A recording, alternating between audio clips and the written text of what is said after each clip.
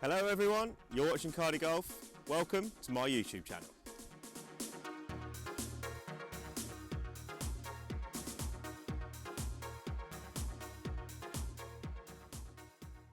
Good afternoon and welcome. You are back with CardyGolf. I'm in a pretty cloudy Stowmarket today at the golf centre on the driving range.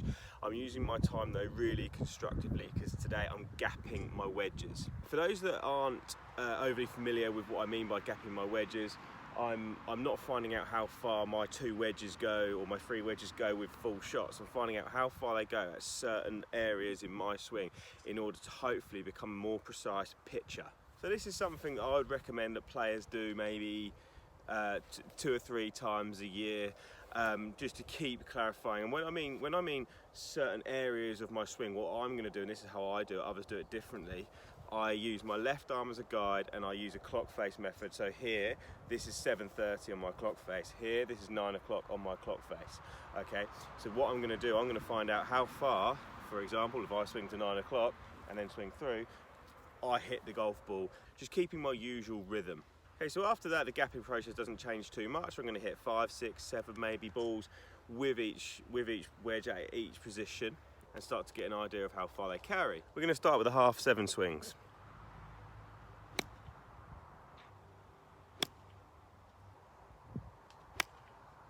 Obviously, when I hit whopping great fats, I'm just going to delete those so my my general averages and numbers don't get clouded.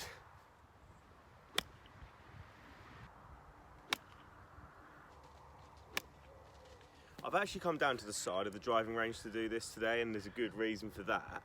It's firstly so I can hit off grass, okay, but also so the boards that run up the driving range, the yardage boards that run up the driving range aren't putting me off, because I don't want to have any kind of preconceived thoughts of how far I hit my wedges at certain yardages. This all has to become new. The ideal place to do it is actually probably one big open field. So they were my 7:30 swings with my 52-degree wedge. I'm going to put those numbers up on the screen for you now. You will see that that particular shot carried 73.8 yards, but the bottom corner of that box is my averages, 69.9. I don't think I'm good enough not to call that 70. So there you go, 7:30-degree swing, 52-degree wedge. I've got a really good starting point there, 70 yards. That's something I can work off. 9 o'clock swing is coming up.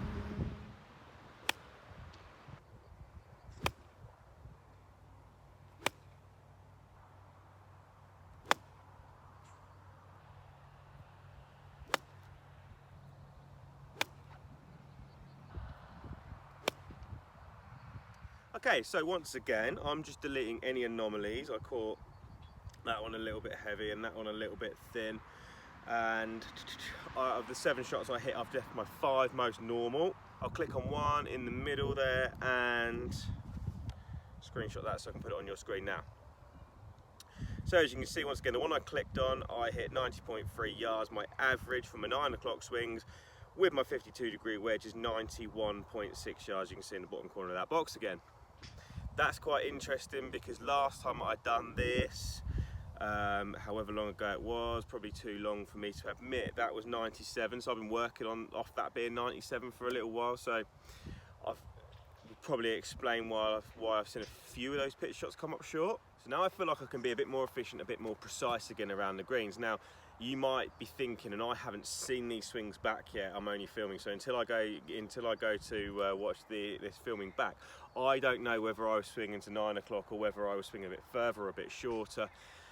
It's actually completely irrelevant what you see happen, and when I'm with my students, what I see happen to their 9 o'clock swing is less relevant than what they actually feel. It's what they feel that's crucial, because that's what they're going to go and repeat out on the golf course. So if I have a student and I say, do your 9 o'clock swing 5 times, and it's always to there, well, actually, if they can do it, you know, if they can repeat it and be consistent enough with it, then I'm happy that they can go out on the golf course. And if they think it's 9 o'clock and make that same swing, then actually it works just the same. Okay, so we're going to go as far as 10:30 today. That's going to be my max.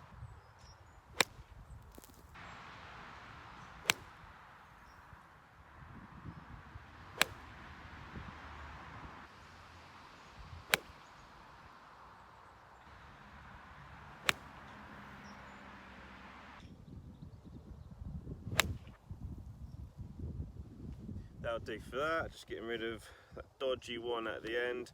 I still got the rest of them lined up pretty straight, so I'll put that carry distance back on the screen there. So now I know, looking at the average in the bottom corner of that square, 113.2, that is how far I hit my, basically my half 10 52 degree wedge, which is basically just like a 3/4 52 wedge or just over.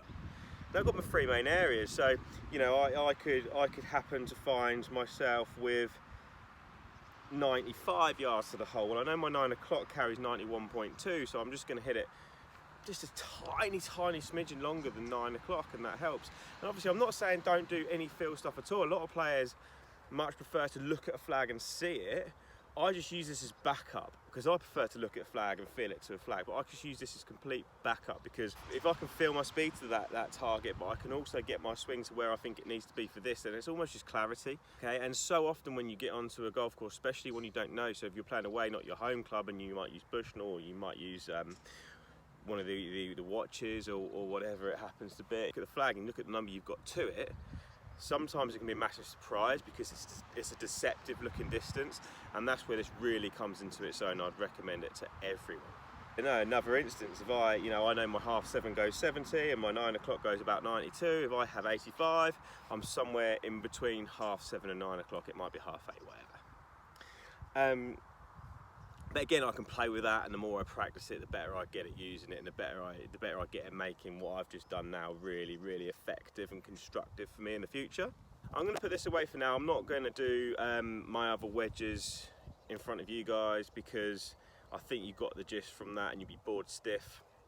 I will do them though, because it's important for me to know. If you're going to go and do this on your own, you've got a few options. Okay, you can go to that big kind of open field. If your golf club has a big open range where you take your own balls, that's great, because you can then use the same ball over and over again. To try and do this with the ball that you use if you can, especially if you're not using TrackMan. If you are using TrackMan, then fantastic, because you've got the normalizer function on the TrackMan, but I would still try and use the same ball over and over again in that particular area. I've been using range balls. We've got quite decent range balls here that I can just normalise to match my Pro V1. If you're doing it without TrackMan, I would say hit maybe 10. You can then pace it out and walk to maybe the middle of your group and get a pretty good idea from there, or you can walk to the middle of your group and you can Bushnell your golf bag or whatever. You might feel it's not as precise as TrackMan, in which case go and speak to whoever your local pro is with TrackMan. But even if it's not quite as precise as that, it's still better than nothing, and I do think it will shave a few shots off your score. Any questions, guys? Usual places, at CardyGolf on all social media. Thanks for watching again. If you did like the video, hit the like button, hit subscribe. Plenty more to come. I'll see you next week. Guys, thank you so much for watching. Please like and subscribe to the channel. Follow me at CardyGolf on all other social media, and I'll see you next week.